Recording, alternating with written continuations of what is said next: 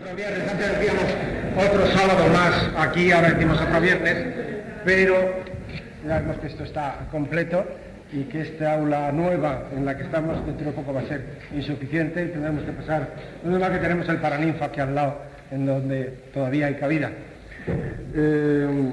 La conferencia de hoy, siguiendo nuestra tradición, va a ser Ramos Pereira quien la presente. Yo voy a presentar la del próximo sábado. Y de pasada también la de los dos últimos, o dos primeros viernes, de dos últimos del ciclo de conferencias de este año y dos primeros del ciclo de conferencias de diciembre, con lo cual ya entraremos en Navidad. Ya aviso que vamos a tener una cena de Navidad, o de fin de año, o de fin de curso, o de algo, lo que quieran, como hemos tenido también otros años.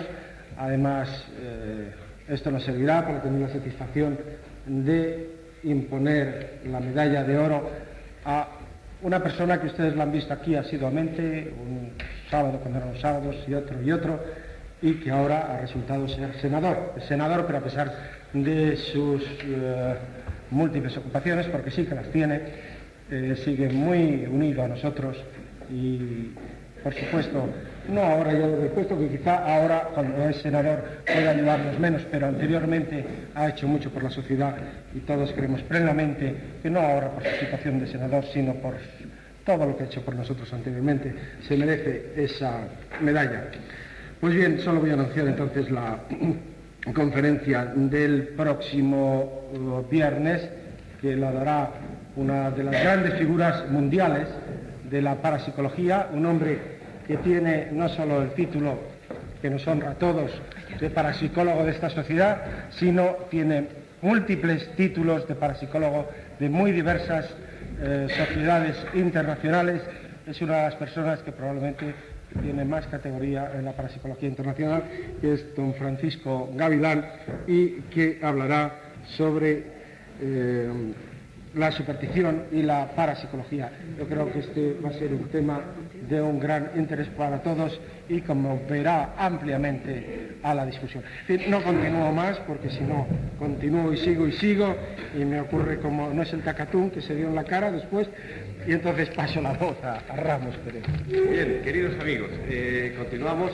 Esta mañana, para una persona como yo que vive tan intensamente la parapsicología, pues siempre le pasan cosas y que de alguna manera se relacionan con esta temática. Y esta mañana me han hecho una entrevista unos muchachos que envió Televisión Española a mi casa para un programa que se llama Semana, que se emite los viernes por la tarde, a las 6 de la tarde, en Televisión Española, la primera cadena, y que se interesan pues por diferentes temas, y hoy se han interesado por la parapsicología. Esto saldrá el próximo viernes, por si acaso alguno de vosotros tenéis curiosidad por ver.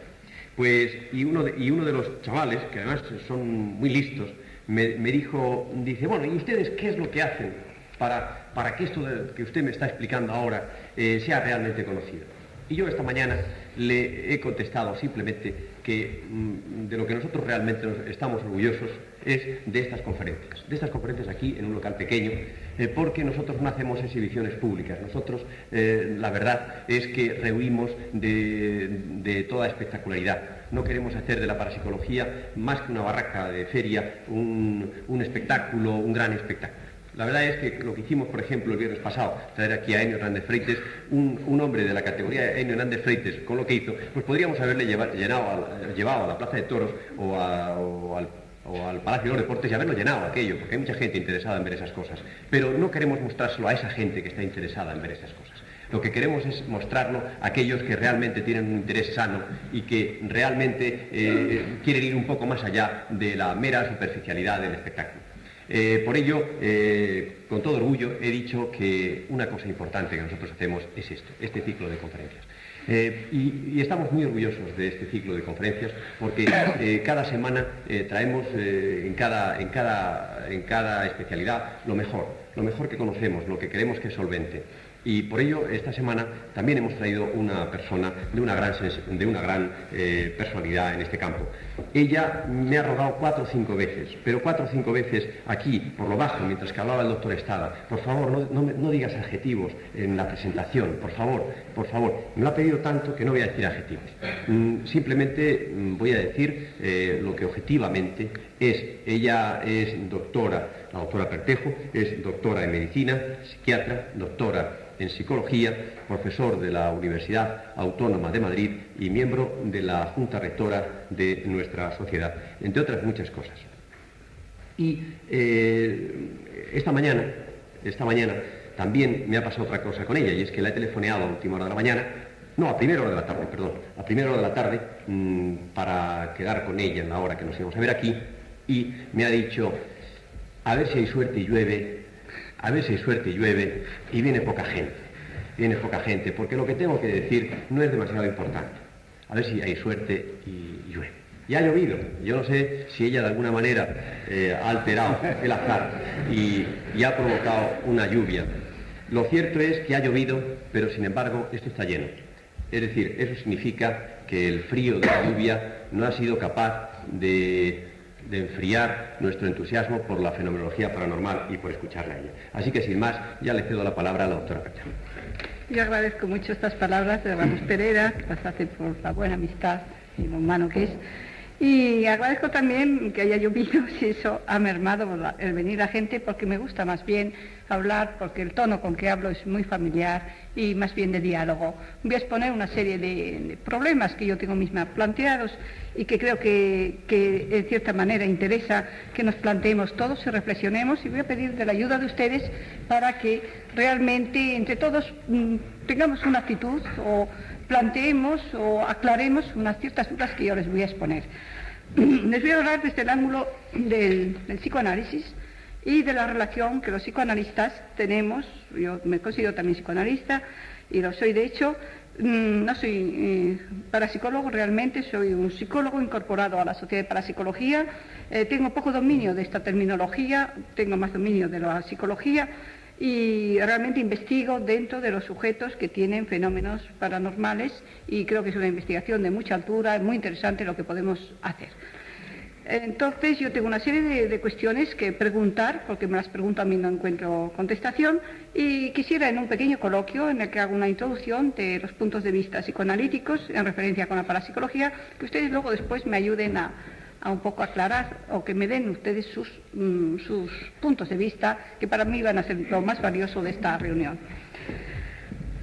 Habrá que hacer un poco teórica la clase en cierto aspecto, como si esto fuese una clase, definiendo lo que es el psicoanálisis, para que todos tengamos pues, una homogeneidad de criterios, y definiendo lo que es la teoría psicoanalítica, lo que es el tratamiento psicoanalítico. Esto como punto básico y fundamental. Luego pues haremos una revisión de una estadística que yo he hecho aquí en España, que sigo haciendo incluso de cara al extranjero, con una revisión bibliográfica lo más exhaustiva posible sobre este tema, para que ustedes también me digan qué impresión le hace estos datos que yo he recabado de estas estadísticas. Y por último, poner un poco el acento en cómo se debe de investigar en parapsicología, o actualmente desde el punto de vista al menos psicoanalítico, que estamos haciendo los psicoanalistas en parapsicología. El psicoanálisis se define como una ciencia que investiga los procesos de interacción del consciente con el inconsciente. Su fin va a ser formular unas leyes que rigen, diríamos, este funcionamiento del aparato psíquico. Y la terapia basada, esto hay que tenerlo muy claro porque hay muchas elucubraciones al respecto, yo por lo menos me ciño a esta definición que figura en un diccionario, que la terapia basada en este método, en el método psicoanalítico, intenta seguir y conseguir que el trabajo conjunto de analista y paciente de este trabajo puedan aislar el problema que tiene el enfermo y estudiarlo. Se crea así entre paciente y analista un proceso en el cual se va a ir poniendo de manifiesto sucesivamente una serie de problemas, y más que nada de la relación emocional entre ambos, de la pareja que hacen analista, analizado, de la transferencia contra transferencia, va a conseguirse que se reproduzcan experimentalmente el conflicto básico del paciente, lo que se llama la neurosis transferencial.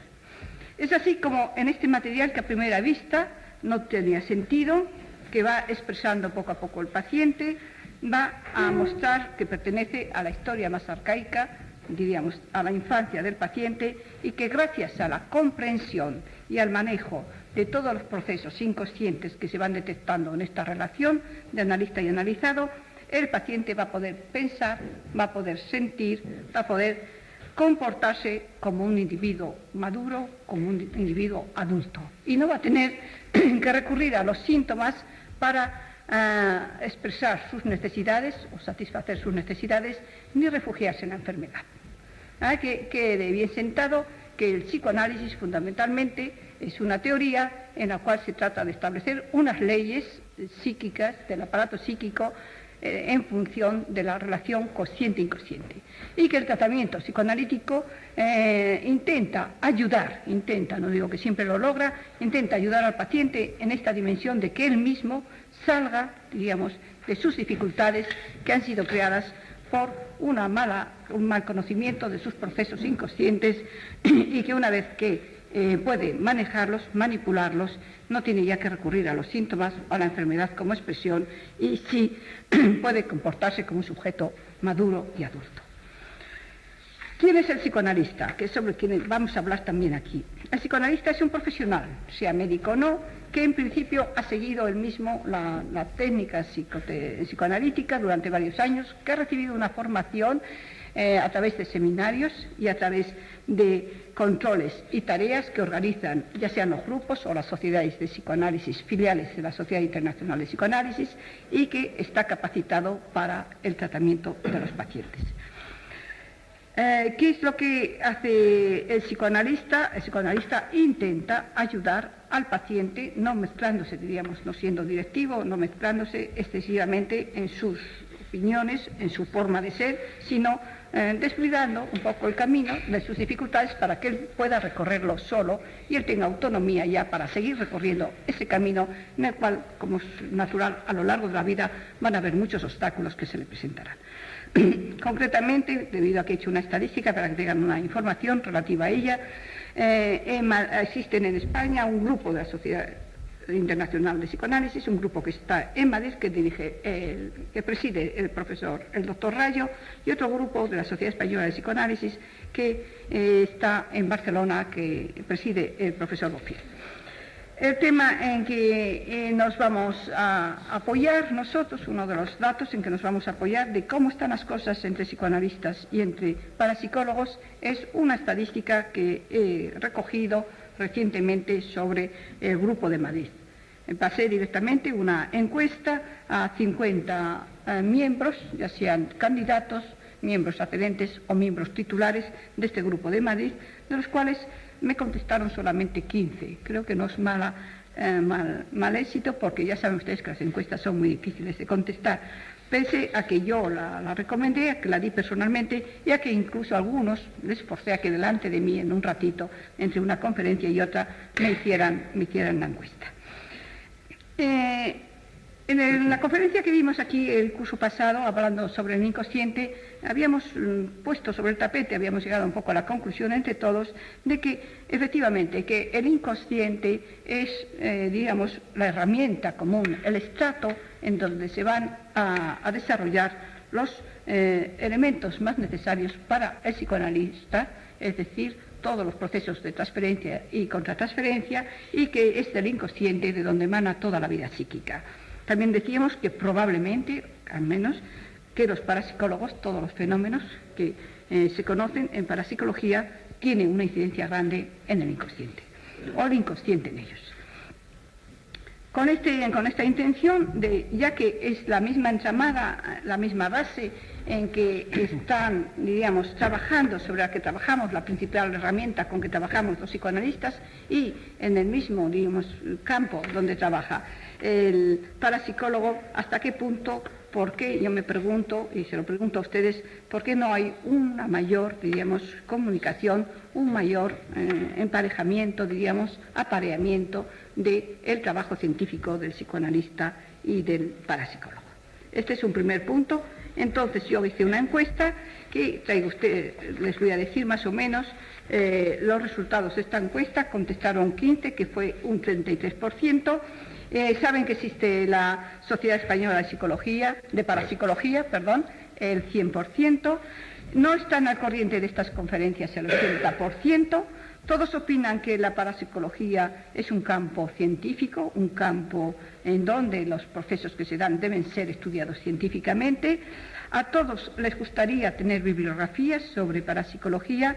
El 80% han tenido experiencias de fenómenos, sí, durante el tratamiento de sus pacientes, cosa que es muy frecuente si se tiene en cuenta que durante años estamos en conexión inconsciente con inconsciente, médico y enfermo. De manera que el 80% había, y uno se abstiene de contestar, dice que lo pone en duda, pero no dijo categóricamente que no. El 40% no tiene una bibliografía en relación con el área y desearía conocer más bibliografías, se interesa por esto. El 20% ha participado en investigaciones de parapsicología y el 80% cree que es básico para interpretar los fenómenos parapsicológicos el conocimiento del inconsciente.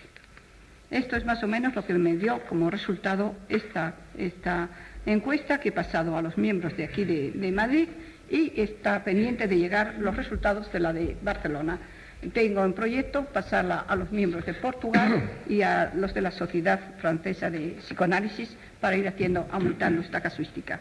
Quizá el traerles aquí esto sin haber pasado la otra es por si tengo sugerencias o después de corticalizarle un poco estos problemas que me planteo yo ahora de la relación de analista con parapsicólogo, quizá tenga nuevas ideas para redactar la encuesta con ayuda de los que aquí hagan sugerencias con una amplitud mayor.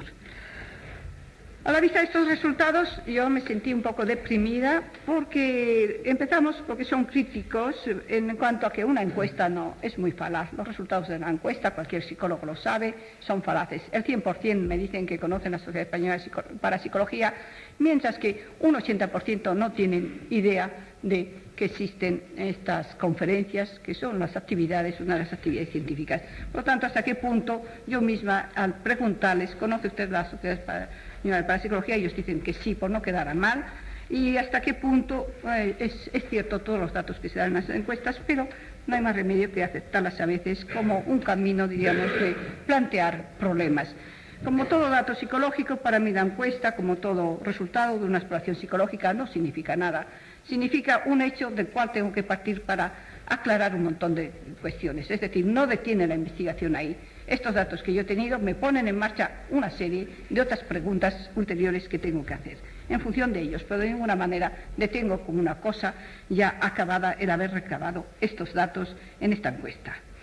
A la vista de estos resultados yo me quedé un poco deprimida, dije aquí nadie sabe nada, nadie se interesa para nada, y teniendo los dos el mismo común denominador, que es el inconsciente, porque estamos en esta separación unos con otros.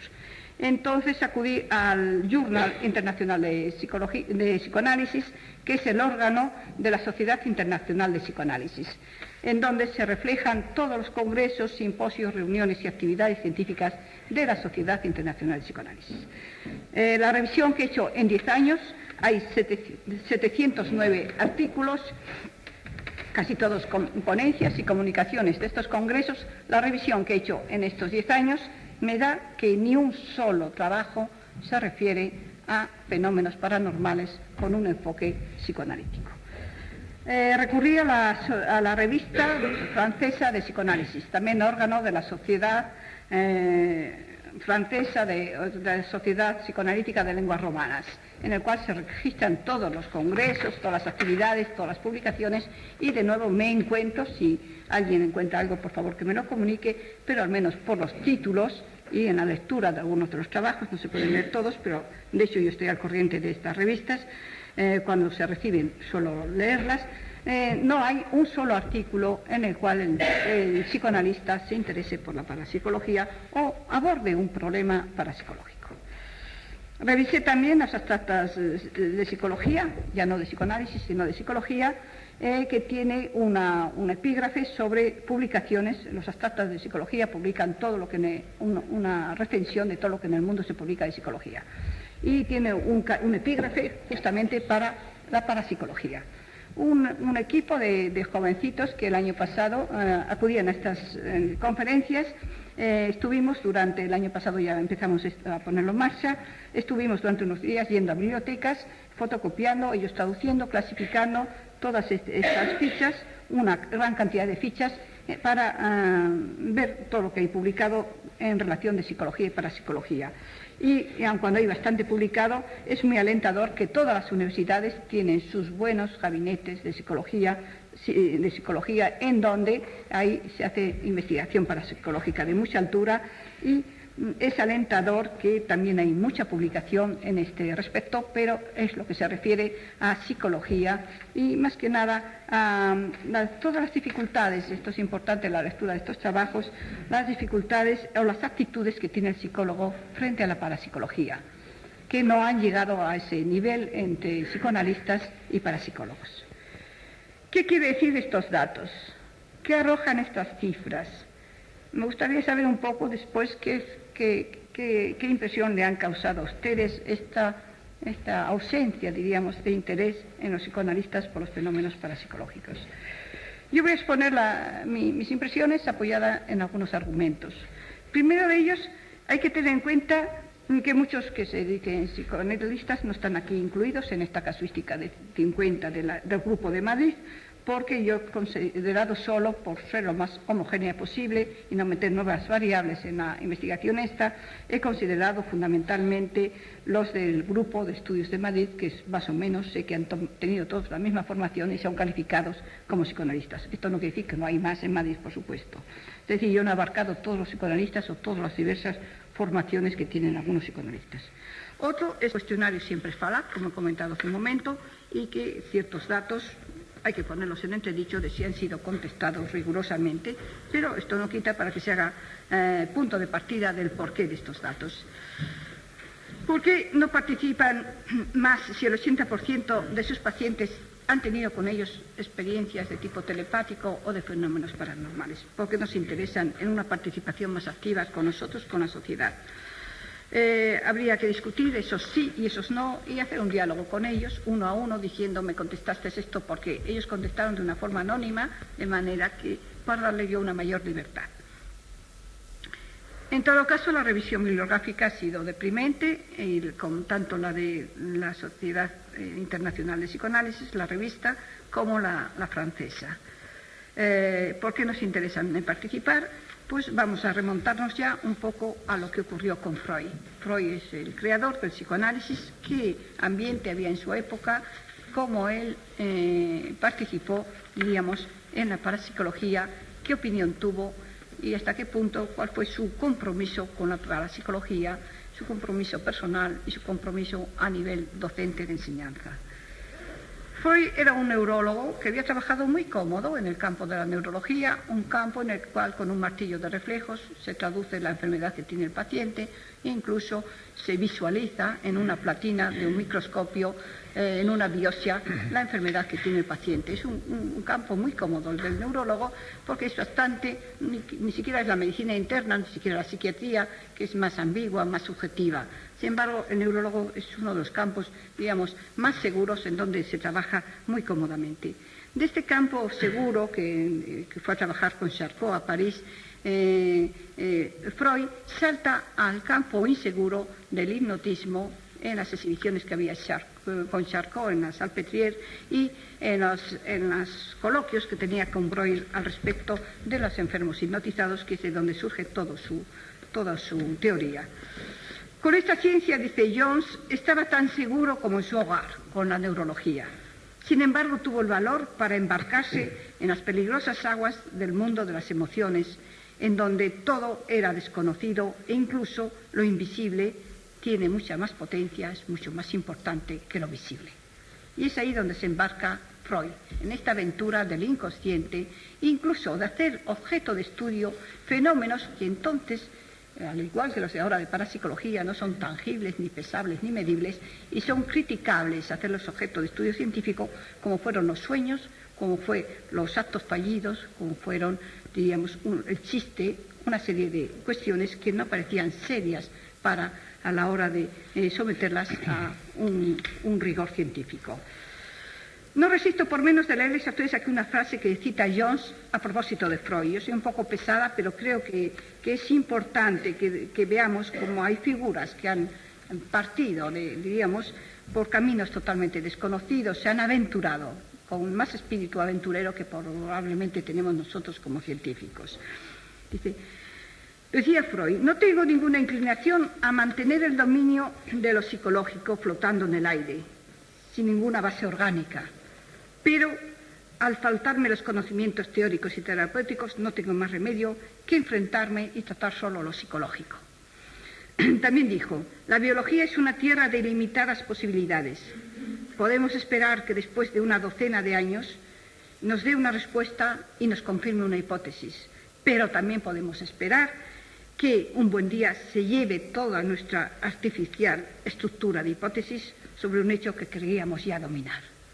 De manera que él estaba dispuesto a trabajar en un área, en un campo, donde las hipótesis podían ser renovadas o donde era muy difícil, diríamos, visualizar, concretar y explicar a los otros lo que él encontraba. Desde otro ángulo, vale la pena que hagamos una revisión histórica de los trabajos en que Freud habló sobre los fenómenos paranormales y cómo los interpretó, cosa que también está muy ausente en la literatura. En 1899 escribió Un sueño premonitorio cumplido. En 1910, en ocasión de la tercera edición de Psicopatología de la vida cotidiana, añadió una parte a esta que trataba estrictamente de ocultismo y trató de los problemas de presentimiento, sueños proféticos, telepatía, expresiones de influencias sobrenaturales, etc. También de la superstición. En 1919, en la revista Imago, hace un artículo sobre estética y ahí habla de una sensación llamada siniestra, que va a tener también bastante fondo paranormal. En 1932 escribe Nuevas aportaciones al psicoanálisis y puso en una de ellas Sueño y ocultismo. Ya después de su muerte, en 1942, se publicó Telepatía y ocultismo. Este trabajo se le habían pedido que se publicara en revistas de ocultismo. Él tuvo un compromiso íntimo de hacer este trabajo, pero no llegó a definirse como que él colaboraba con estas revistas. Luego veremos que esto coincide en muchos aspectos. No nos es posible analizar en detalle todos estos trabajos, sería casi cuestión de un seminario donde discutiéramos y analizáramos bien todo el pensamiento freudiano y todo su enfoque. Pero sí vamos a resumir algunos de los aspectos. Para Freud, estas creencias mágicas y supersticiosas son debidas a que en la mente hay deseos y temores reprimidos y que en un momento dado estos deseos y temores reprimidos son proyectados en el exterior y se ven como que vienen de fuera, como que no nos pertenecen a nosotros. Incluso hay una cierta subjetividad que hace que tengamos un cierto pudor de esas intimidades porque generalmente pertenecen a nosotros. Para Freud todas estas creencias son debidas, por lo tanto, a estos temores que hay reprimidos en el inconsciente y que un buen día saltan fuera y no somos capaces de atribuirlas a nosotros mismos. ¿Cómo interpreta Freud la superstición? Como un proceso mental inconsciente que es proyectado al mundo externo. También. En la telepatía, ¿qué nos dice de la telepatía Freud? Dice, la considero el núcleo de verdad de todos los fenómenos de ocultismo. También decía que aceptar ya la telepatía era dar un gran paso, porque era aceptar algo que no está en el cuerpo, algo que las ciencias naturales no tienen costumbre de tratar o de enfocar. Nunca admitió que creer en la telepatía podía ser destructivo para los cánones de la ciencia. Esto me parece que hay que recordarlo. Y sobre todo a los psicoanalistas actuales, que parece ser que tratar de estas cosas sería poco científico o desprestigiar su personalidad. Dio a la telepatía esta explicación. Predispone a una especial sensibilidad basada en un íntimo lazo emocional entre dos personas, de modo tal que lo que ocurre en una se transmite a la otra. Él había hecho muchas experiencias, luego lo comentaremos, en telepatía, muchas experiencias, incluso él consultó muchos astrólogos. La experiencia que él había hecho y el que había sido el testigo y protagonista de telepatía, dijo que siempre él había estado bajo un estado emocional intenso, que era cuando se producían estos fenómenos. Para él no había conexión entre telepatía y sueños, salvo que, estando dormido el sujeto, es mejor receptor del mensaje que se le pueda mandar. Respecto a demostraciones con los medios espiritistas, dijo, siempre fue muy escéptico. Ahí sí que no pasó. A pesar de que consultara a un astrólogo y les adivinaran, a Ferenczi y a él, una serie de cosas, él negaba que el astrólogo hubiera adivinado esto por una intersección de astros, etcétera, por los mecanismos que el astrólogo utiliza o deduce sus aseveraciones al respecto. Sin embargo, él dijo que siempre dijo que lo más que podía pasar, ya sea en astrología o ya sea en los medios espiritistas, es una transmisión de pensamiento, que era una comunicación de los deseos, más o menos inconscientes, que iba a captar el medium del sujeto del cual decía algo. Sin embargo, en el último año de su vida, y yo esto lo traigo aquí como, me creo que lo mejor de la lección que podríamos sacar hoy, sobre todo que yo me autoaplico para las investigaciones que estamos haciendo en esta sociedad, es en la carta que escribe a Nando Fedor, cuando Nando Fedor le manda su libro Gente Perseguida. Y ya digo, es el último año de la vida de Freud, y le envía una carta que Jones nos la transcribe y que dice, entre otras cosas, dice, la forma como usted se aparta de juzgar si los fenómenos de los medium espiritistas eran reales o falsos, me gusta. Usted se ocupa solo de transformar todo en un estudio psicológico del medium, incluyendo la investigación de su historia previa. Me parece esta vía muy acertada y creo que esos son los pasos que hay que dar para planear la investigación que conducirá a aclarar tales hechos.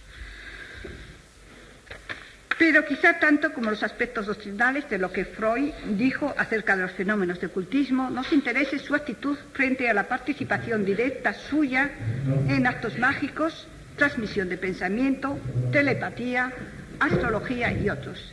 La verdad es que cuando estaba, y esto es muy curioso, porque se echaba su canita al aire de hacer sesiones, diríamos, de telepatía y de espiritismo, etcétera, con Ferenczi y con Jung. Y sobre todo allá sobre las 12 de la noche creo que gastaba muchas bromas y tenía bastantes éxitos telepáticos. Entonces Ferenczi, que es un psicoanalista muy importante, contemporáneo de él, que ha hecho una gran obra, este sí que se embarcó en los fenómenos paranormales. Así como Freud estaba ambivalente, dio marcha atrás y sobre todo pensó que una teoría como la suya, que estaba entonces empezando a cuajar, que tenía poca base científica, que le acusaban de poca base científica, Freud dio marcha atrás y no quiso publicar nunca nada de sus experiencias, unas experiencias muy importantes que había tenido, sobre todo. Ferenczi fue más lejos, Ferenczi se dedicó a esto y Jung incluso pasó directamente a ocuparse de magia, de ocultismo, como ustedes saben, su tesis doctoral es sobre esto, y en esta línea se apartaría de la clínica, o los clínicos se han apartado de él, pero Jung ha ido mucho más lejos aún que Freud.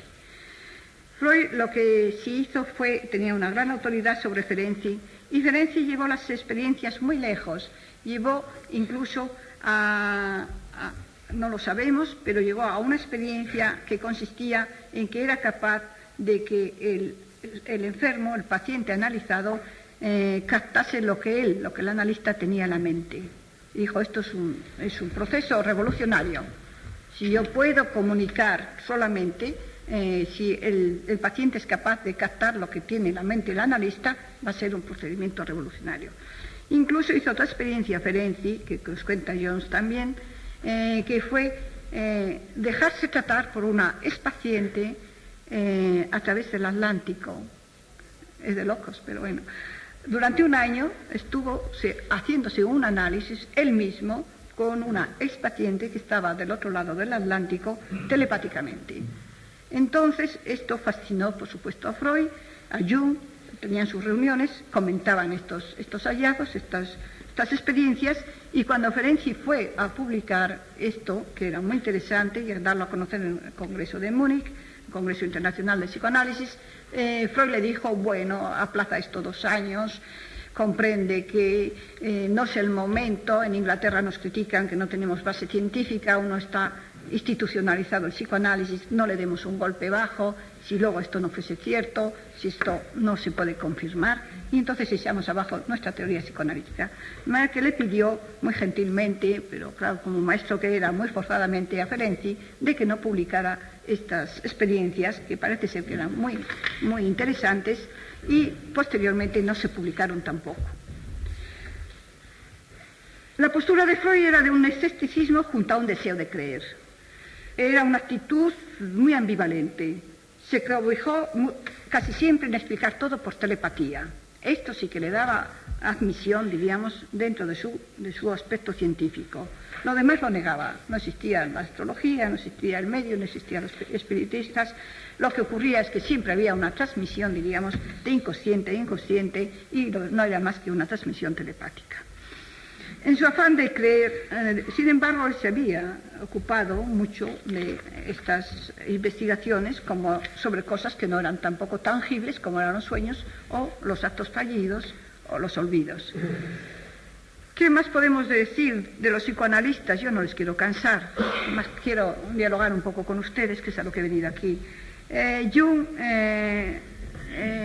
se orientó mucho por estos problemas. Yo siento no haber hecho una revisión, no he tenido tiempo desde que me han anunciado que tenía que darles esta conferencia, una revisión de toda la obra junguiana para cribar esto. Yo trabajé con 2 psicólogas junguianas que venían directamente de haber trabajado con Jung, y sé que la fotografía psíquica y sé que una serie de dibujos que manejaban con unas enfermas esquizofrénicas tenían una gran aceptación por parte de estas pacientes y las ayudó mucho en sus dificultades. Es toda la experiencia que digo que podía yo tener, una experiencia de contacto. Esto era en el año 52, yo me quedaba un poco perpleja frente a estas actividades de estas psicólogas junguianas que trabajaban con el profesor Sarraud. Yo trabajaba como rosajista entonces, pero en el equipo de trabajo coincidía muchas veces, yo tenía que dar un informe de Rorschach a los pacientes que estas psicólogas junguianas tenían, y yo perdí una gran oportunidad de haberme interesado por eso. Como era muy clínica, como era muy enraizada en la psiquiatría crepeliana, muy sólida, muy firme, entonces yo me apartaba de esto, no digo como algo que no era científico, pero como algo que yo no podía abarcar, que no tenía una preparación para comprenderlo. Sin embargo, mi experiencia es que aquellas mujeres se ayudaron mucho con este tipo de terapia junguiana. ¿Qué hacen los psicoanalistas que investigan hoy día en parapsicología? Y ya no descanso más. Voy a darles una información que se ha recibido recientemente en esta revista, que me pasaste, es que no sé el título, porque me hice la fotocopia. Es una nueva revista francesa que... ¿De parapsicología? ¿Cómo se llama? Sí. Sí, es una revista, parece que tiene una... ¿Qué será? Los primeros números. Es el primer número. El primer número, una gran presentación, y viene ahí un trabajo de Dickens. ¿Quién es Dickens? Es un catedrático de psicología que trabaja en la Universidad Libre de Bruselas, es psiquiatra y es psicoanalista, y tiene montado un gabinete de experimentación en problemas paranormales. Él se interesa fundamentalmente por estados alterados de conciencia, como psiquiatra tendrá bastante material, y busca hipótesis sobre la supervivencia. Está trabajando fundamentalmente en esas 2 áreas. Pero Dickens nos va a decir unas cosas muy buenas, que creo que muy actuales, y muy a punto, que nos vendrá muy bien, empezando por el señor Stada, que tengo a mi derecha, que luego ya le atacaré un poquito también. ¿Qué es lo que nos dice? Dickens nos dice que para el científico los fenómenos paranormales tienen esta doble dimensión, y creo que todos pecamos también de caer en ella. Para unos se trata de una manifestación muy deseada y muy esperada, de orden divino y suprahumano.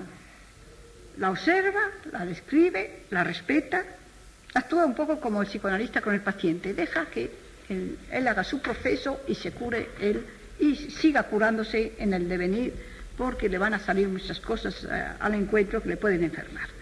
Que queda un poco aséptico, diríamos, de la investigación. La observa, la cultiva un poco y hasta se pone contento, deseaba encontrar aquello. Para otros, lo que el fenómeno paranormal le provoca es una inquietud enorme, una enorme ansiedad y una gran persecución de buscar unas leyes con que dominar ese fenómeno. Pone en marcha todo un potencial de angustia. Este investigador no se conforma en aceptar ese fenómeno si no lo somete a unos modelos conocidos por la ciencia que domina. Hasta teme que este objeto desconocido posea una fuerza extraña, que tenga reacciones peligrosas.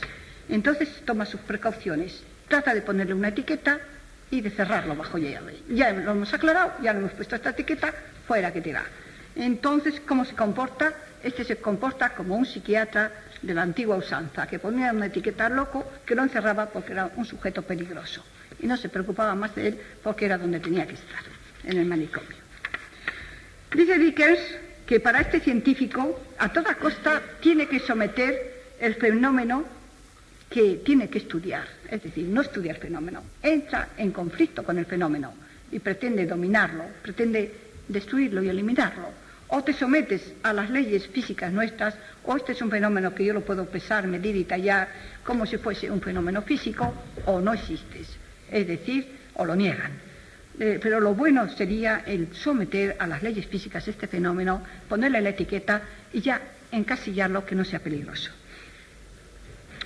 La acción de la investigación en este caso está muy fuertemente dictada por un deseo de dominio. Por lo tanto, ya no es investigación, es una proyección de un problema interno de querer dominar y de miedo a ser dominado, ¿no? Hay que dominar la situación a toda costa.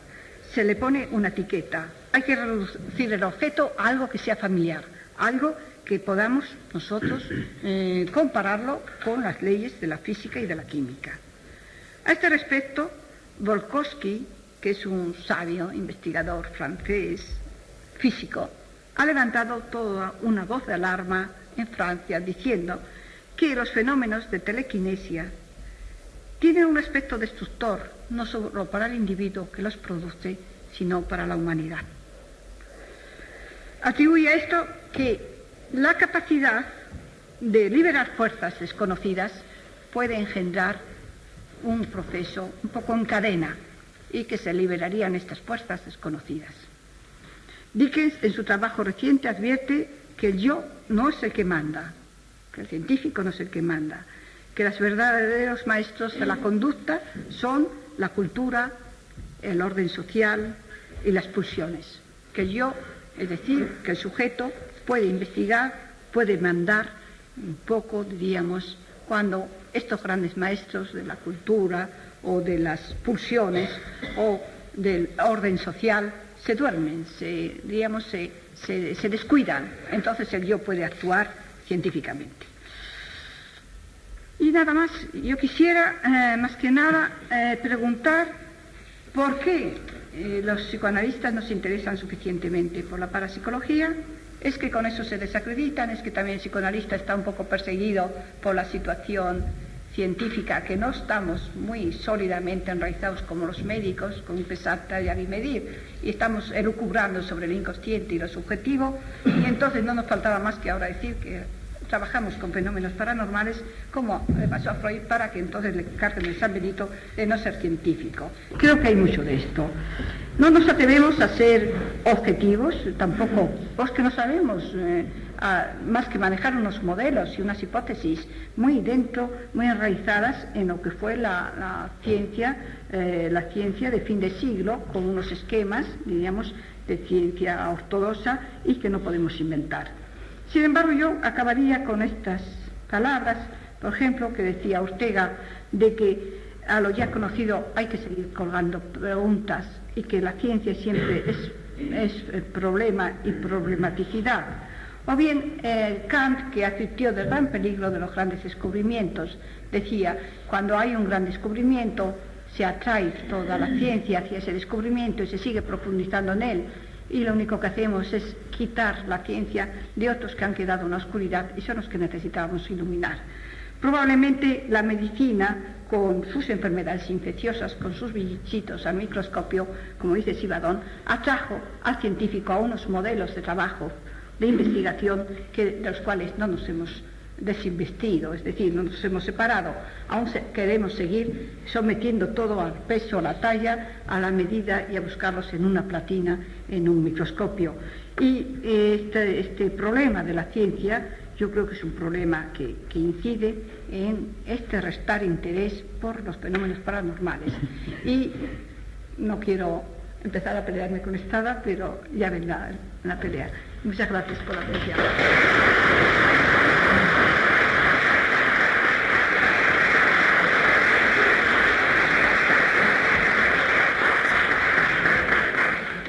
Bien.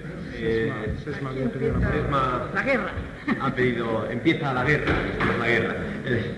Sesma pide la palabra. Bueno, a mí me parece que sobran muchas razones para que, como siendo sincero que estaba el interés que dijo, se aparten, consciente o inconscientemente, por lo que sea, no quieren tocar este terreno. ¿Por qué? Primero, yo no pretendo conocer mucho del psicoanálisis, pero es evidente que el psicoanálisis se funda mucho en la importancia de las causas.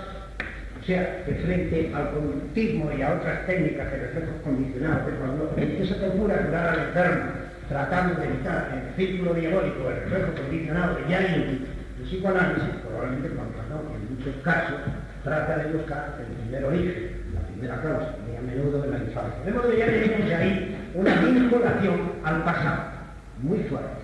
Pero vincularse al pasado inevitablemente implica una vinculación también a la lógica, puesto que la lógica, vamos a decirlo simbólicamente, representan cánones, es decir, representan rutinas, rutinas cósmicas. Las cosas funcionan así porque han funcionado siempre y cuidado, no nos cambiemos del campo, ¿no? Entonces tenemos ya otra segunda razón, que a esa vinculación del pasado, a esa vinculación de la causa sobre los infinitos efectos y sobre la continuación, a veces inerte del proceso, está también una vinculación inevitablemente. Me explico perfectamente que Freud se agarrara a la telepatía o a donde fuera, a esto no tuvo más remedio.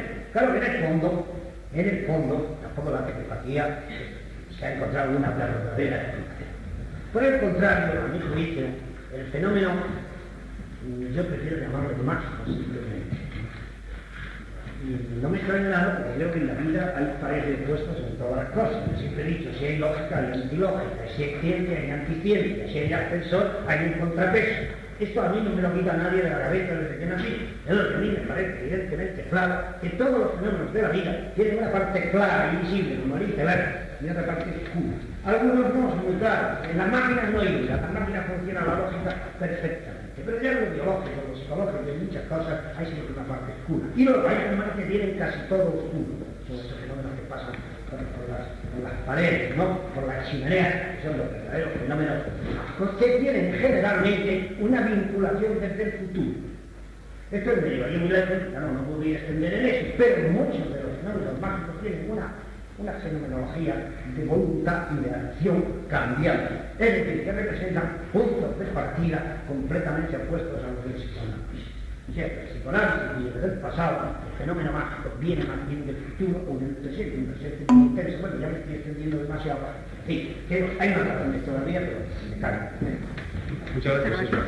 ¿Vas a contestar a...? Bueno, le agradezco vamos, para mí es un descubrimiento, esta contraposición de psicoanálisis y futuro. Me parece muy interesante que lo mágico, precisamente Freud hacía muchos actos mágicos. Por ejemplo, que cuando iban a operar a una hija suya que corría un grave riesgo, rompió una estatuilla que tenía mucha estima, y dice, como esto a mí me duele mucho, la operación sale bien.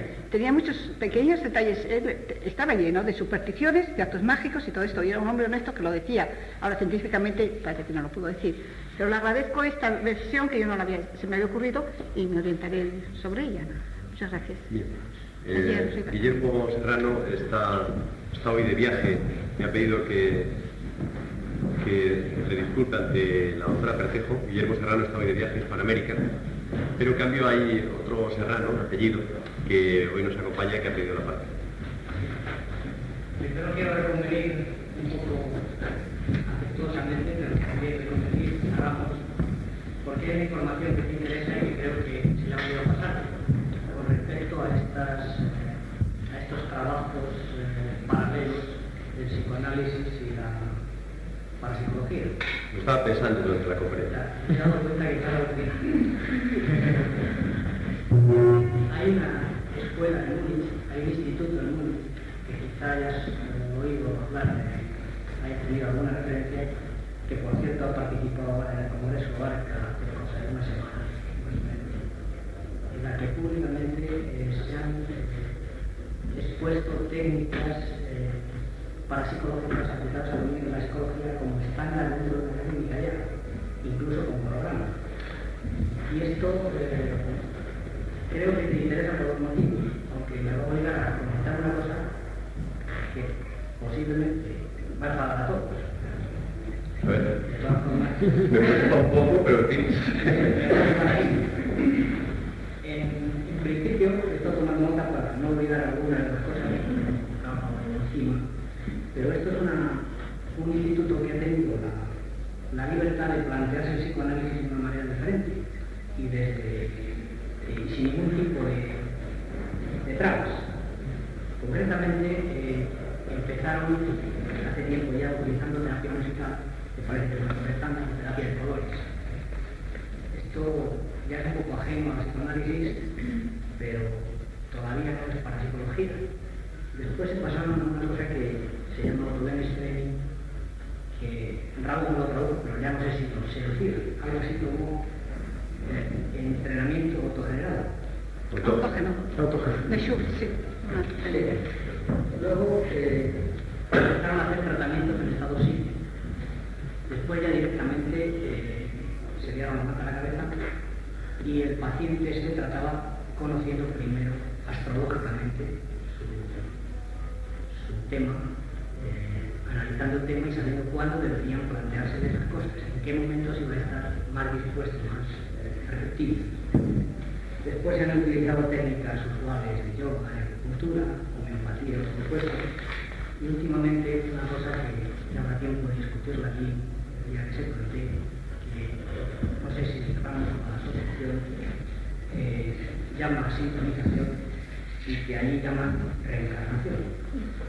Entonces, la técnica esta concreta, que se aplica no solamente a personas que necesitan psicoanálisis, sino a cualquier persona que está o que se siente sana psíquicamente y que en cambio de alguna manera le afectaría la posibilidad de que si existía una reencarnación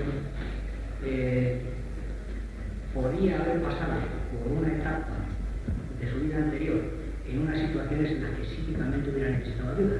Y eso de alguna manera hubiera podido marcar a esa persona y conocer ese individuo, esa situación suya anterior podía tener interés. Entonces también lo estandarizaron como una técnica psicoanalítica más, pero ya no para pacientes, sino para santos. Todo esto sí está demasiado resumido, pero creo que es suficiente para que a partir de ahí puedas abrir un contacto y una posibilidad de prosecución de temas. Y ahora viene lo que posiblemente fale, que es un hombre bien callado. Has hablado de Freud y de ese planteamiento originado por una cosa muy humana, que es el miedo a que lo que uno trabaja no lo acepte la sociedad. Pienso que no es el problema del psicoanálisis, sino entonces de la culpa, porque también es el problema de la asociación. En la medida en que todavía se cree, no quiero decirlo muy fuerte, pero tampoco muy suave, en la medida en que, quizá porque esto es la universidad, quizá porque interesa que a través de la universidad estas cosas se reconozcan, se olvidan que fuera de la universidad está la sociedad y ni siquiera pues estamos teniendo los políticos que me conste a mí en España que están muy atrasados, por lo menos 7 años que se han dejado de la oración. Así que la sociedad pues todavía mucho antes. En esa medida en la que no hay que tener miedo, esa es la que quería recalcar el tema de que no es necesario que tomen la sistema culpa y que también reconvenir de alguna manera a la sociedad en ese tratamiento cientifista que en última instancia pues al psicólogo lleva a la psicometría, a la psicometría por la psicometría misma, y al parapsicólogo pues le puede llevar la ciencia cuando ya la sociedad está abandonada. Muy bien, no solamente no has logrado el cabreo generalizado, sino que además estamos muy de acuerdo contigo. Yo te agradezco esta información. Yo desde luego en los abstractos he leído que una cantidad enorme, pero no he querido, yo aquí el título se llama, la conferencia que di, el título, está un poco precipitadamente, era los psicoanalistas frente a la parapsicología. Quizá porque estaba un poco cabreada de que aquí mismo ahora en la sociedad tenemos 3 o 4 psicoanalistas, podrían estar aquí hoy.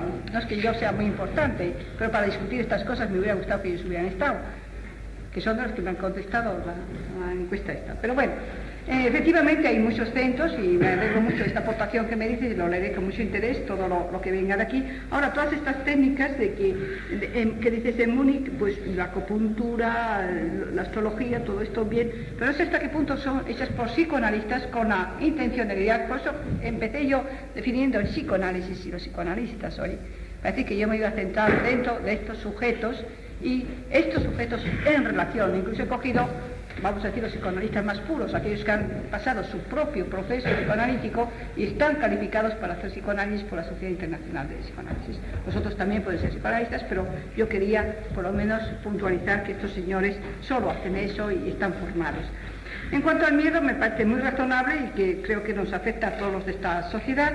Ahora yo te voy a contar, se me ha ocurrido en este momento contar una batallita del Apolo 14, un astronauta, Michel, convoca una reunión científica después de haber sobrevolado en el módulo lunar.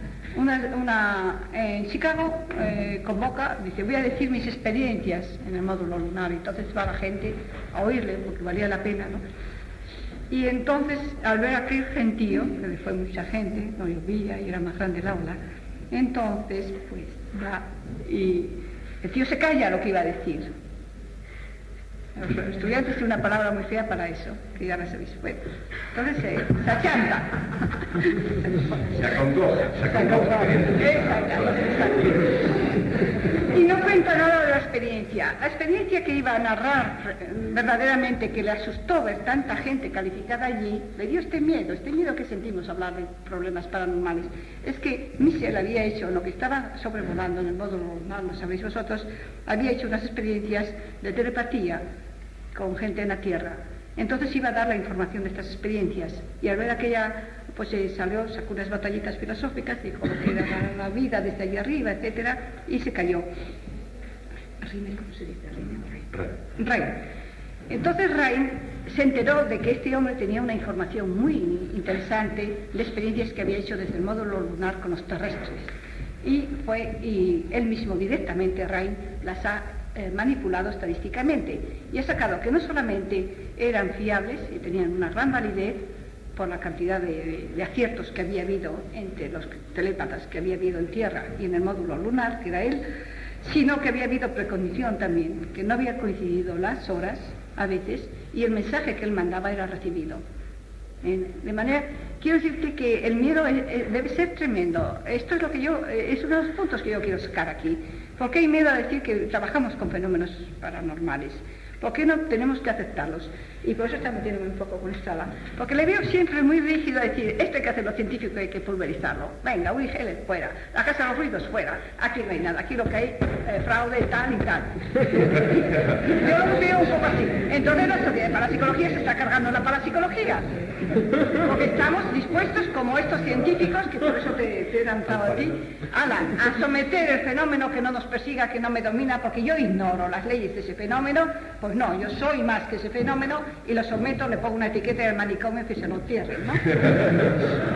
Antes de seguir con otras intervenciones... yo me quiero defender. Pero para cerrar la intervención de Serrano, quiero decirte, Serrano, amigo Serrano, que puedes hablar así siempre que quieras, con toda la libertad, porque precisamente una de las ventajas que tiene el que nos reunamos aquí, un conjunto de personas que nos conocemos casi todos, es que podamos hablar con esa tremenda claridad. Nosotros nos hemos anticipado a la democracia porque hace muchos años que estamos hablando así con toda claridad en este aula, por lo tanto puedes seguir. Más, en tu caso concreto, hay una cosa curiosa, porque hablas de ciencia y además profesas, vives una profesión que eminentemente tecnológica y que se ha beneficiado de los avances de la ciencia, y gracias a ello pues ahora va a hacer unas instalaciones espectaculares en España, que es de la energía solar. Las instalaciones es una figura internacional en el campo de la energía solar, y es curioso cómo esta energía se conecta con el esoterismo. Casi todas las religiones nacen ahí, del sol, de adorar al sol, y tú, pues gracias a tu tecnología, ahora nos vas a permitir adorarlo a más bajo precio. Pues bien, vamos a continuar con las intervenciones, que no vamos a seguir el orden, aunque no voy a ceder la palabra a Jiménez de Visedo, voy a hacerlo antes para que se defienda al doctor Estada, y luego pasado a Jiménez de Visedo. Así que... Yo antes de defenderme también voy a defender frente a Serrano la universidad. Yo creo que la universidad ha ido siempre por delante de la sociedad, ha ido con su ciencia por delante del mundo que le rodeaba. Y han sido en los núcleos, yo diría más selectos de la universidad, donde se ha creado la verdadera ciencia. Yo pienso siempre que esto es un núcleo selecto de creación de ciencia, y por eso estamos todos muy orgullosos de hacer esto en la universidad. No solo lo hacemos en esta Universidad Complutense, con toda esta carga emocional que tiene este edificio, por lo menos para los más viejos, sino también en la Autónoma, que es muy moderna, sin embargo, tiene ampliamente abiertas las puertas, como pocas universidades del mundo, al desarrollo de esta ciencia que parece que está todavía un poco al margen. Yo creo que sí que es de la universidad de donde tiene que salir precisamente esta ciencia. Y en cuanto a mi defensa frente a la doctora Pretejo, bueno, que encabeza, por supuesto, todo un gran grupo, y eso que la doctora Pretejo pues es de las más avanzadas, por supuesto, en la aplicación de la ciencia al esoterismo, pero hay mucha gente que no es tan avanzada. Bueno, yo quisiera decir que no, que yo acepto todo, por supuesto que sí, acepto todo mientras que no se demuestre lo contrario, pues que nunca se demuestra lo contrario. Y entonces esto ya es antiguo como la humanidad, es decir, el fraude en parapsicología es tan antiguo como la misma parapsicología. Precisamente comentaba con Ramos, antes de entrar aquí, un pasaje de la Biblia en la cual dice que Saúl, antes de enfrentarse al combate, quiere saber lo que va a ocurrir. Y entonces, aunque él mismo ha proscrito a los adivinos, sin embargo, acude a una pitonisa. Acude a una pitonisa, y esta pitonisa le pone en contacto con el espíritu de Samuel. Y dice la Biblia, y cuando aparece el espíritu de Samuel, la pitonisa da un grito y sale corriendo, porque el espíritu había aparecido de pie, y no como siempre aparecían los espíritus cabeza abajo.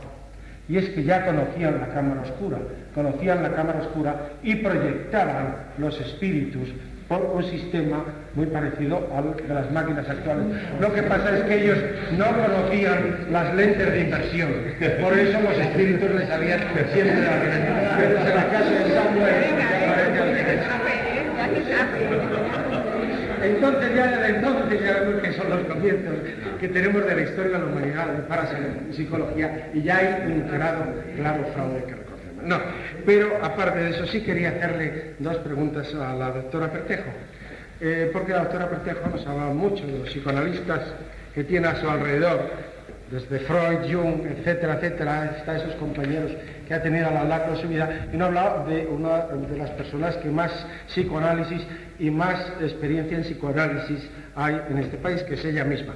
Entonces yo quisiera preguntarle que si desde su experiencia se ha encontrado con dos fenómenos, podría hacerte muchos quizá, pero complicaríamos mucho las cosas. Yo quisiera concretamente que nos hablases de tu experiencia en dos fenómenos. Uno de ellos concretamente en el que has dicho de transmisión de pensamiento.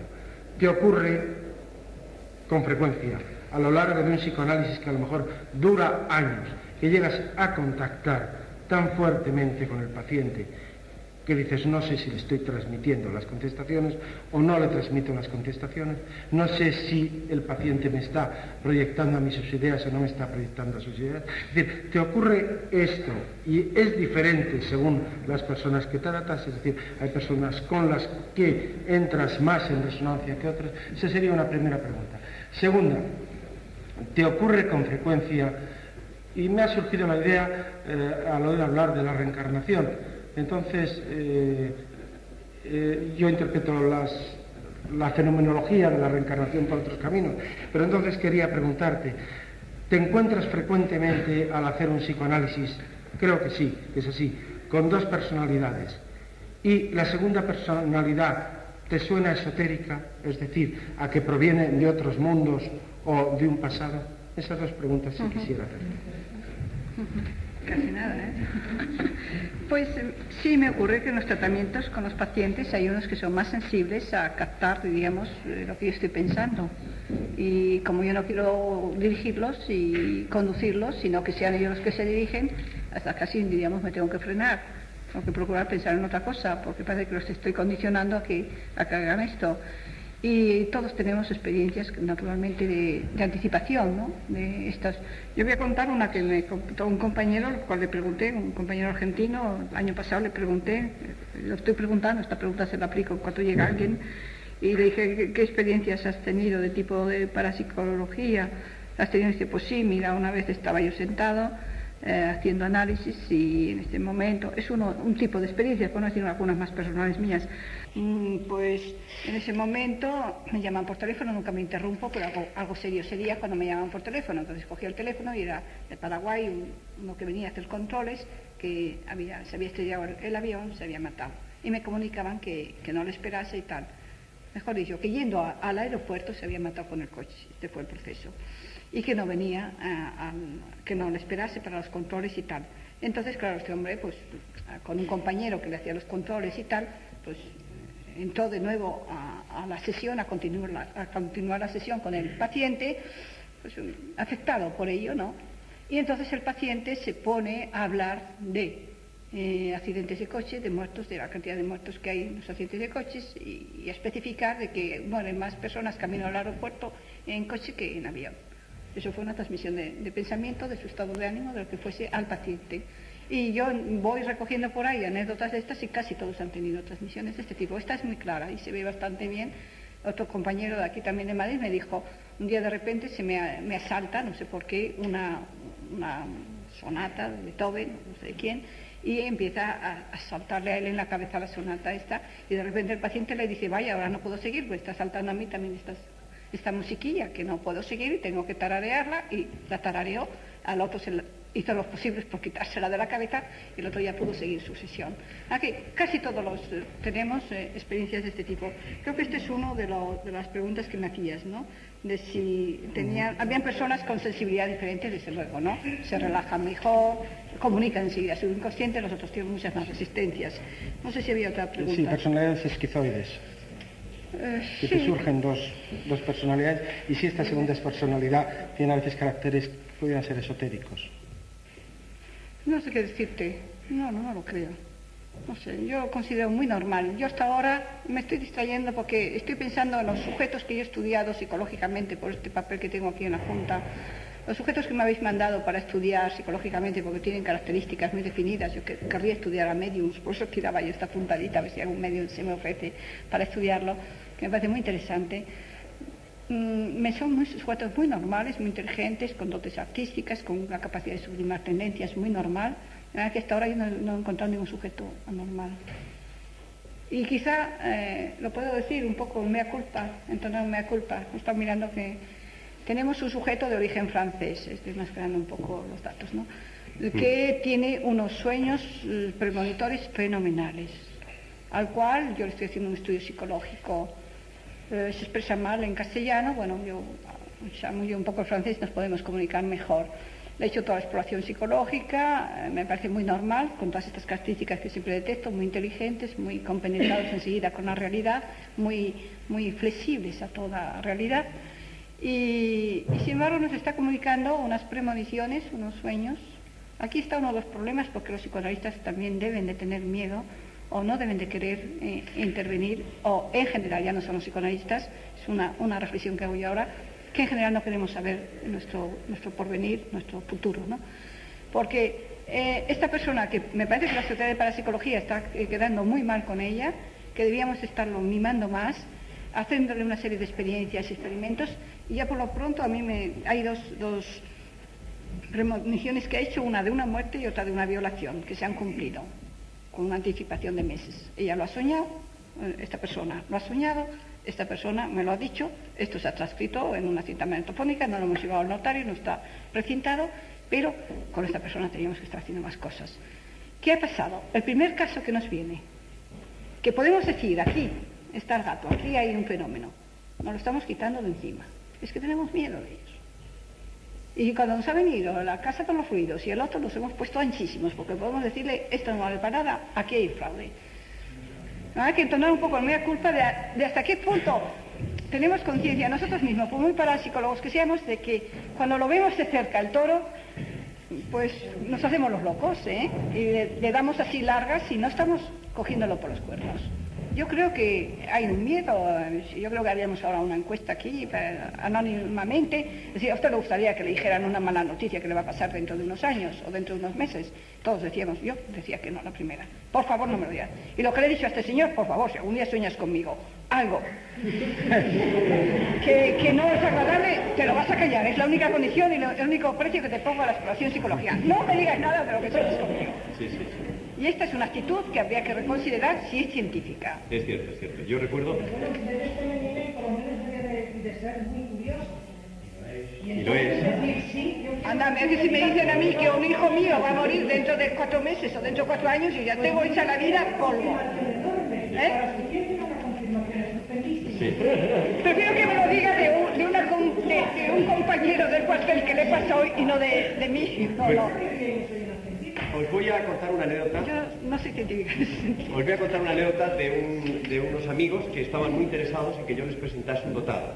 Y entonces quedamos en que íbamos a cenar juntos, y como una amiga mía es dotada, tiene una propiedad muy curiosa, porque es capaz de tener premoniciones de muerte por vía olfativa. Es decir, que cuando una persona huele de una determinada manera, que por supuesto no es un olor objetivo, ella sabe que esta persona va a morir, y ha tenido unas experiencias muy interesantes en este sentido.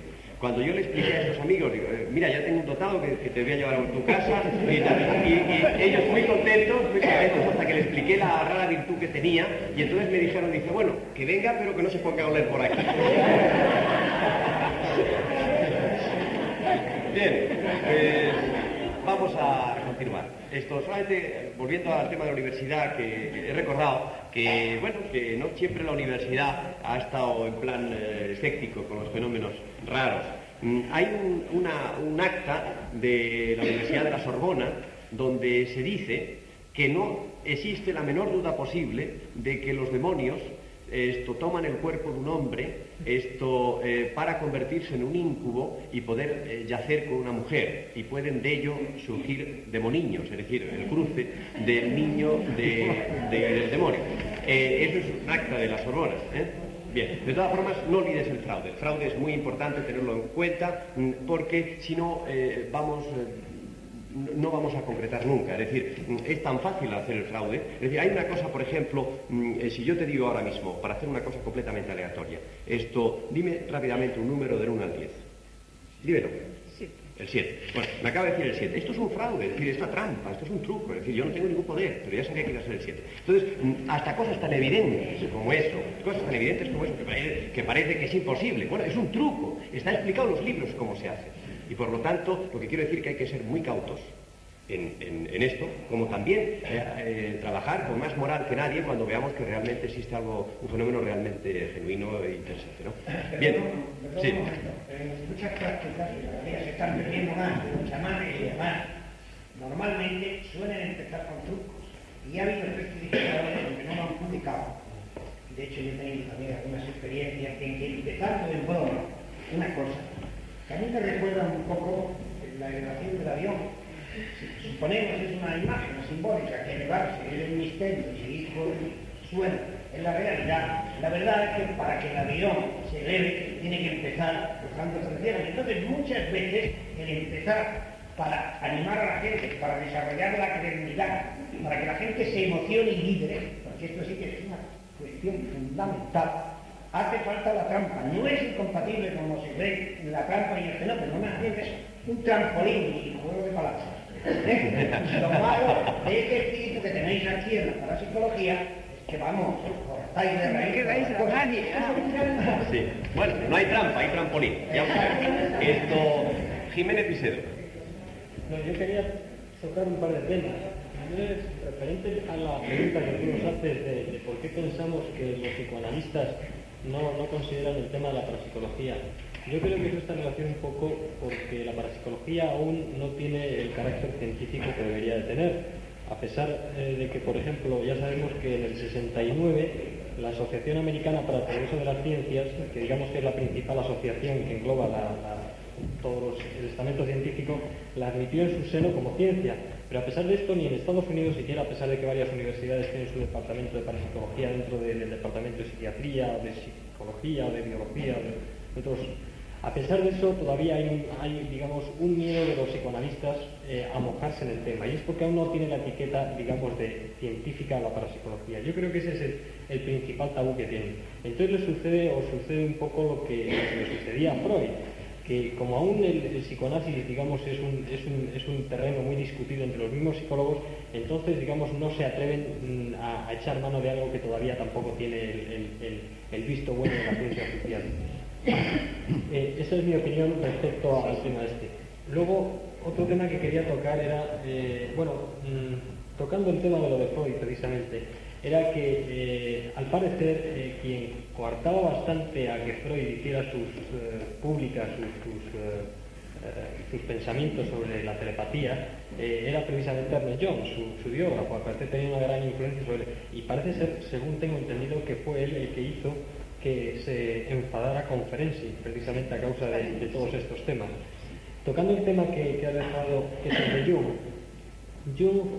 hay en sus memorias, hay en la parte última el tema dedicado a la sincronicidad, a lo que él llama el tema de la sincronicidad, que precisamente lo han extraído en un libro.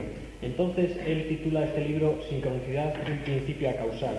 Y entonces en él Jung trata de dar su teoría, naturalmente no probada, es una teoría, simplemente una hipótesis del por qué se suceden los principios telepáticos, por qué se sucede la telepatía. Entonces él alude a la sincronicidad, que es un principio a causal. Es difícil de explicar, ¿no? Es un principio por el cual en un momento determinado, en un tiempo determinado y en un espacio determinado se da una sincronicidad, una concordancia de pensamiento de dos personas, y eso produce la telepatía. Es una teoría.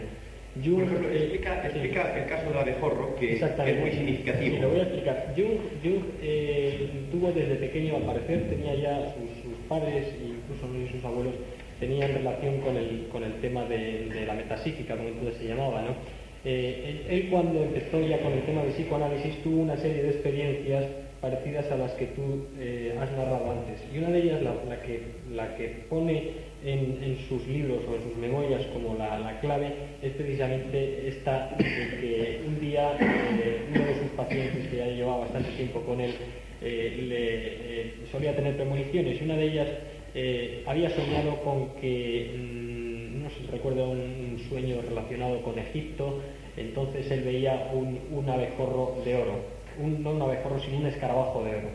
Entonces, cuando le estaba narrando esto durante el tratamiento, durante la conversación, en ese momento sonó un golpe en el cristal de la ventana. Entonces Jung se asomó a ver qué era ese golpe, y resulta que se encontró un escarabajo rubio, precisamente, que es una rara especie ahí en la ciudad en que estaban en ese momento.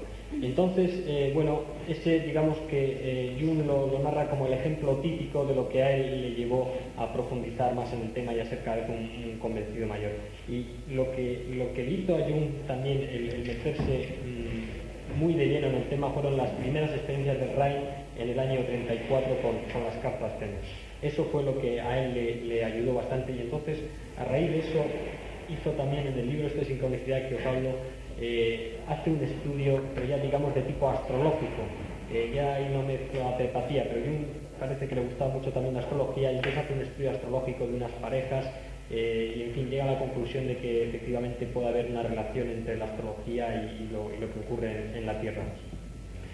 En fin, nada más quería decir que eso, aclarar el tema de, vamos, por qué yo me respondo a tu pregunta de esa manera y el tema de Jung, ampliar un poco el tema de Jung, que desde luego yo creo que ha sido el psicoanalista que más se ha mojado en el tema junto probablemente con Ferenczi, como antes has citado. Muchas gracias. Sí, yo estoy de acuerdo con que es un problema para los psicoanalistas embarcarse en esta zozobrante barca de la parapsicología, cuando la nuestra aún zozobra ante la opinión pública y ante tantas cosas, ¿no?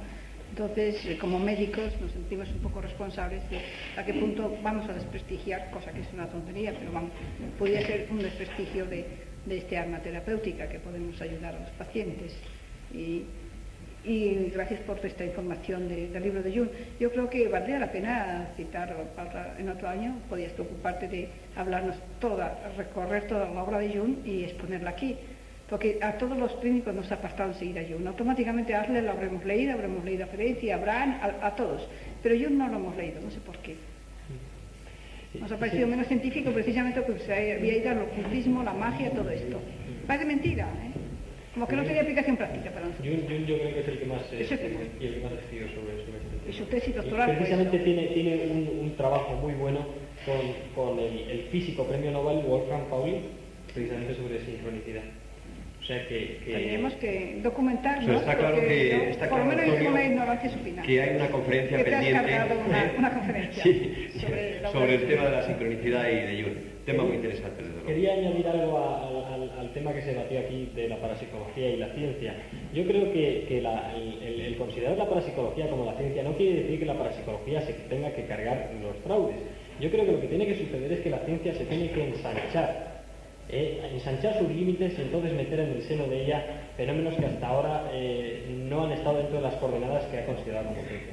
Pero eso no quiere decir ni mucho menos que la ciencia o la parapsicología, que en realidad debería de ser ciencia, vaya a desterrar y echar de lado ciertos fenómenos. O sea que es que yo lo que veo es que hay personas dentro de la sociedad que piensan, que en cuanto oyen la ciencia ya piensan que es que la ciencia quiere tirar la parapsicología por bajo. Es cierto que es posible que haya ese defecto, pero tenemos que encontrar una vía media, es decir, en la cual los fenómenos parapsicológicos quepan dentro de una ciencia más ancha. Buena idea. ¿Hay alguna intervención más? Entonces, dos intervenciones, las dos últimas intervenciones. Serrano vuelve de nuevo y luego la última intervención. Yo no me puedo callar, por cierto, perdonadme, pero es al revés. Es que no es la ciencia. Es que no tenéis que pasar el tema del análisis y el tema de la síntesis. Es que tiene que ser el tema del éxtasis exclusivamente. Y perdonad que vaya tan directo. No puede esperar la sociedad nada de la ciencia, que como psicoanalistas saben ahora mismo en Estados Unidos el psicoanálisis está cuestionado a nivel público por el hecho de que se convierte en la mayoría de los casos en un negocio a largo plazo o a medio plazo, como dicen los vaqueros, porque son 4, 5, 6 años de seguridad para el psicoanalista. No lo digo con ánimo de defender, perdona, yo hace años que lo comencé, estoy muy agradecido al psicoanálisis. Lo digo como que se ha alcanzado un tope y que ya socialmente se sabe que no va a haber más evolución en el psicoanálisis. En cambio, cuando vas a un sitio como la escuela esta de Múnich, en la que te dicen, bueno, venga usted tal día, ¿cómo quiere que hagamos las sesiones?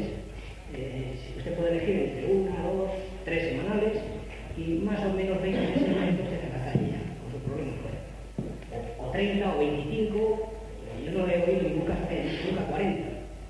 Entonces, se han salido de la posibilidad mercantilista, de alguna manera. No cobran. Cuidado, cobran pero a plazo fijo. Un modo de cobrar interesante, Sí, creo. pero En un estado como tiene una solución de utilidad, ¿no? Ya. Es lo que está ocurriendo en Estados Unidos ahora, que es masivo y que es seguro para el señor Cobol. Entonces, insisto, no es ese el camino del cientifismo. Es que tiene que haber aquí alguien que me ayude en el sentido que esté Pero no otro día, porque hoy estamos ya muy mal de tiempo. ¿Quieren? Fuera de la tienda. Bien, has puesto tu punto de vista, aquí cada uno pone, como ves, su punto de vista tranquilamente. ¿Hay otra intervención más? No, la de este señor. No, perdón. Sí, bueno, entonces si no le importa a usted que mata. En estos momentos, la seguridad social alemana se considera como todos los problemas psíquicos son propicios para ser tratados con ella. Y el psicoanálisis es también costeado por la seguridad social, de tal manera que entonces se ha borrado toda posibilidad de garantismo. Esto es muy en síntesis. Es muy interesante. Pues lo que es una intervención Interesante. Gracias por tu aclaración. Y ya una última intervención. Simplemente digo que se voy a preguntar a la doctora si a su juicio la relación entre terapeuta y paciente tiene algo que ver a su juicio con la psicología o simplemente es un juicio por parte del enfermo. Los casos que ustedes de evaluación afectiva, sobre todo, la identificación del psicoanalista, sea hombre o mujer, o sea querido, perdido. ¿Me comprenden lo que quiero decir? Que sea una identificación con el paciente, Sí, con la sí, problemática. meramente psicológico para psicológica. Eso es. Quizá siempre nos hemos orientado como que psicológica, como médica, del deseo de curarle, de ayudarle, sus dificultades, de que vea nuestra buena voluntad y de sentir sus problemas, porque si no, no podíamos embarcarnos Pero en esa. no hay lugar que ese ser querido que falta, refiero a paciente, se identifique de alguna manera, oral físicamente con el clínico, con el doctor. Bueno, proyecta, desde luego, proyecta una serie, bueno, si no se trabajase desde el punto de vista emocional, si no fuese la confluencia de transferencia y contratransferencia de los sentimientos del médico hacia el paciente y del paciente hacia el médico, no saldrían los problemas de base ni evolucionaría. Es más, ahora estamos trabajando más con nuestros propios, el análisis de nuestros sentimientos respecto al paciente que el análisis de los sentimientos del paciente respecto a nosotros. Es decir, yo soy más eficiente cuando analizo cómo me cae ese paciente, por qué me molesta eso que dice, cómo lo siento, cómo lo rechazo. Soy más eficiente en ayudarle que los sentimientos que pongan en mí. Pero eso no es la empatía. Sí, pero si es que es necesaria, si no, no puede seguir el proceso, ni él se siente identificado, ni él te proyecta sus imagos. Porque unas veces nos proyecta la imagen del padre con el que está en conflicto, o con la madre, pasamos por todos los personajes. Y nosotros tenemos que realizar esa digamos, encarnación, si se puede decir, de las figuras traumáticas que han tenido. Sí. Bien, pues yo creo que hoy hemos dado un paso importante de la mano de la doctora Pretejo en el acercamiento del psicoanálisis y de la parapsicología. Por eso hoy finalmente le ofrezco mi mano, la esperanza de que me tienda la suya. Un psicoanalista y un parapsicólogo. Gracias.